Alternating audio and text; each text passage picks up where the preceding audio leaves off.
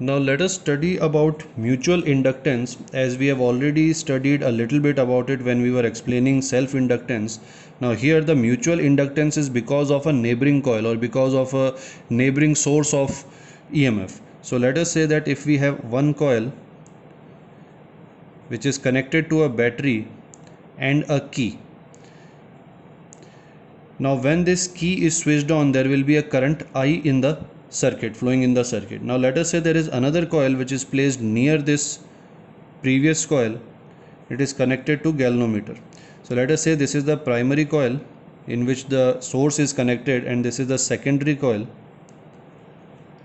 Now let us say that if this K is continuously switched on and off, so when it is continuously switched on and off, the value of this I will change continuously with the switching of the key. Now when the current changes, the magnetic field that is linked with this coil will also change. The same magnetic field is linked with the secondary coil. So when this primary magnetic field changes, there will be an EMF induced in the secondary coil also. So when the current is switched on and off, the magnetic field will change, or we can say magnetic flux linked with the secondary coil will change, and hence there will be a current, induced current flowing in the secondary circuit. Now when this current, if this current is switched on, let us say that induced EMF, induced current is in this direction. When it is switched off, then the direction of current will be reversed. So there will be an induced EMF in the secondary coil because of a primary coil. This process, this method of inductance is called mutual inductance.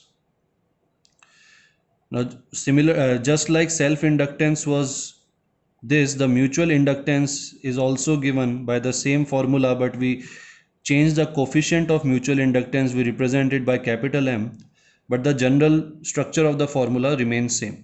So in our syllabus we have one derivation in one particular situation in which we are finding the mutual inductance of two coaxial solenoids. One solenoid is inside the other solenoid. So let us say that if we have one solenoid like this, it is connected to some source, and we have another solenoid. I'll represent it with different color. Let us say we have, and this other solenoid is like this. So let us say this is P1 and this is P2. Now in this P1, let us say a current I1 is flowing. This current I1 will flow like this, and as we can say that the solenoid P2 is inside the solenoid P1. So when current I1 is flowing in P1, there will be a magnetic field generated inside P1. That magnetic field will be linked with P2, and because of this, if the current is I1 is changed, the magnetic flux linked with P2 will also change, and there will be an induced EMF and current in P2. So this will be a mutual inductance. So let us say that we have these two coaxial solenoids P1 and P2, and let us say P1 has N1 number of turns per unit length and P2 has N2 number of turns per unit length. Now the number of turns are varying, so the magnetic flux will also vary. Keep that in mind. P1 is wound over P2. Now let us say current I is flowing in P1, then the magnetic flux that will be generated, that will be linked with P2. This magnetic flux, let us say magnetic flux linked with second coil because of first coil. Magnetic flux linked with second coil because of first coil. Let us say it is given as MI1. We can also write it as M21 to differentiate. So let us say this is first equation. Now M21 is the coefficient of mutual inductance in P2 because of P1.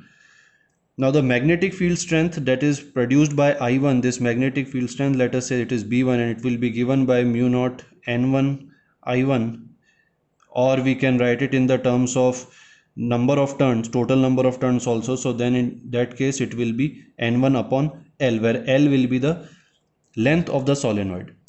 Now we are keeping both the solenoids of same length, And the area of cross section also, if we notice the area of cross section, there will not be much difference. All the both the area of cross sections will almost be same. There will be a negligible difference in the area, and there is no difference in length.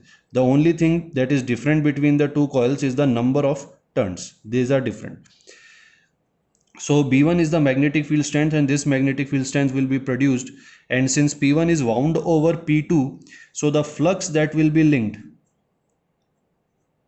let us say this flux phi dash 21, this will be mu naught Ni I1A by L. We have already done this formula in previous videos. Now this flux is generated here. So the total flux that is linked, this flux is generated because of P1. It has N1, I1. This flux is generated because of P1. But what is the flux which is linked with P2? Because remember here, P2 and P1 have different number of turns. So the magnetic flux that is produced by P1 will not be necessarily equal for P2. It depends on the number of turns of P2, how much magnetic flux is linked. So the magnetic flux phi 21 dash is generated by P1. This flux is generated by P1. But the flux linked with P2, let us say it will be phi 21, this will be equal to the flux generated by P1 multiplied by the number of turns in P2, because it depends on the number of turns of that how much flux of P1 is linked with P2. So flux of P1 is this, and flux linked with P2 is this, which will be given by phi dash 21 into number of turns. Number of turns in P2 is N2, capital N2, so we can introduce that here. So it will become mu naught N1 I1 A upon L into N2. So this, let us say this is our second equation. Similarly, let us say that there is no current in this coil P1, but there is a current I2 flowing in P2. The same thing will happen, because in solenoid we know that the magnetic flux or magnetic field is considered to be restricted inside the body. So whatever magnetic field will be produced by P2 by the current I2, that entire magnetic field will be linked with P1. So the same thing will happen. There will be no change in the condition. So we can say directly write that flux linked with P1 because of P2 will be given by mu naught N2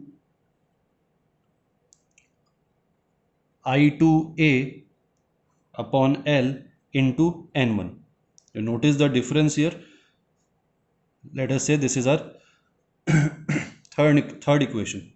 Now if we compare our first and second equation, then we can write the coefficient of mutual inductance M21 will be given by mu naught N1 N2A upon L. And if this is from comparing equation 1 and 2. And if we compare equation 1 and 3, then the coefficient of mutual inductance M12 will be given by the same formula.